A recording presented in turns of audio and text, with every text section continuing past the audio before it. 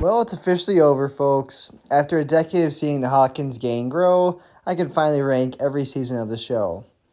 Stranger Things has been a consistently great and binge-worthy show full of 80s nostalgia scattered throughout for years. Unfortunately, we do have to pick the worst one of the 5 seasons, and that for me would have to be its most recent effort. I hate to say it, but Season 5 is just all over the place. Great episodes are mixed in, but followed by duds. The cast is still way too large, and not much of it is severed by the end.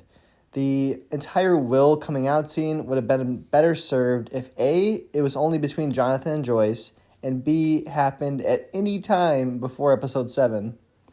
On the bright side, it's still a feel-good show, and it's able to pull on the heartstrings at times, as it always has. Most of the characters also get deserved endings as well, even if it's still messy. Barely surpassing Season 5 is Season 2. They do this by building off of the highs of Season 1 and developing new duos like Steve and Dustin's mentor-like relationship, Nancy and Jonathan's friends-to-lovers arc, or Hopper and Eleven's father-daughter type vibes. You lie! I don't lie. I protect, and I feed, and I teach. And all I ask of you is that you follow 3 simple rules. 3 rules. And you know what?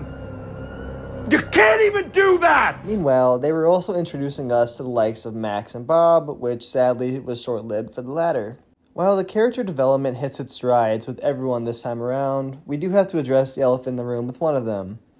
Eleven gets thrown into the uninteresting Lost Sisters storyline midway through that stops the momentum of the season. I'm not saying it was peak Stranger Things beforehand, but considering the focus was on Will this season, I think they still produced the goods elsewhere. At number 3, we have Stranger Things 3. The season of the Starcourt Mall is memorable for a few reasons. First of all, it has a very distinct, vibrant aesthetic that stands out above the darkness of the other seasons, complete with almost way too many throwbacks. Second of all, the death tally starts to finally make a mark, with Billy, Alexi, and Hopper, well originally, all biting the dust in the climax.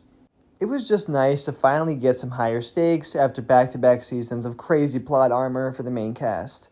Speaking of the core group, the material given to the actors here is pretty hit or miss. Whereas some characters like Mike, Eleven, Hopper, and Joyce get to shine, characters like Nancy, Jonathan, Will, and Dustin take a back seat.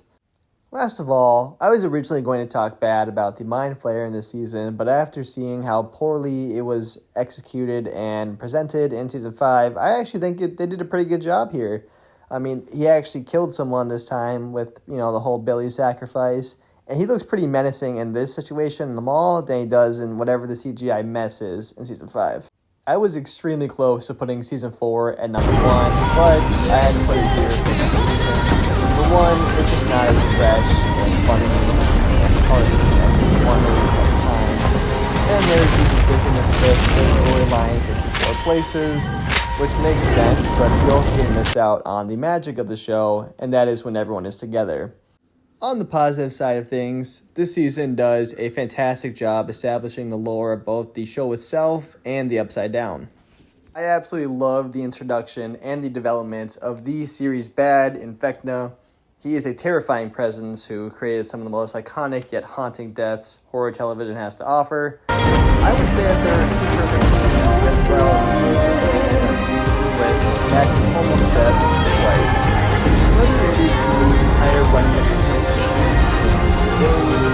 or the scene when Max is essentially dying and they play When It's Cold I'd Like to Die in the background, which just enhances the setting so much.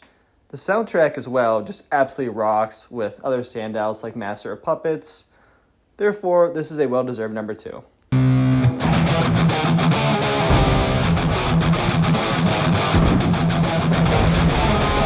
As is usually the case, the original trumps the rest.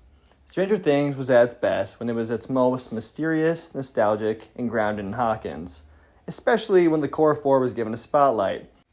Every character is given the time to shine and charm, and this season best embodies how beloved the show is when they are. The season also has so much heart in it to go along with easily the best performances the show has had from everyone involved. I don't really have any complaints here, and I'm very sad to see the show go.